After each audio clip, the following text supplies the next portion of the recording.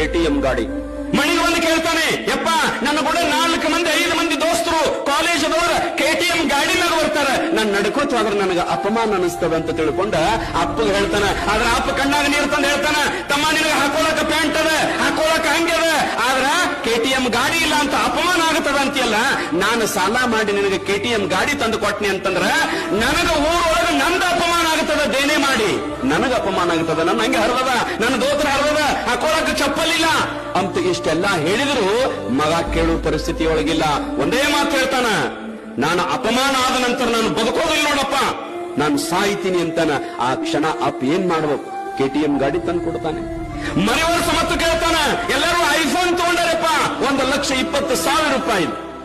ಏನ್ ಮಾಡ್ಬೇಕಪ್ಪ ಮನೆಯೊಳಗೆ, ಏನ್ ಮಾಡ್ಬೇಕು? ಯಾವ ಮಗ ತಂದೆಯ ದುಡ್ಡಿನಲ್ಲಿ ಮಜಾ ಮಾಡ್ತಾನೆ, ಅವ ಮಗ ಅಲ್ಲ, ಅವ ನಾಲಾಯಕ ಮನುಷ್ಯ. ನೀನ್ KTM ಗಾಡಿ ತರ್ತಿ ಅಂದ್ರೆ ದುಡಿದು ತಗೊಂಡು ಬಾ.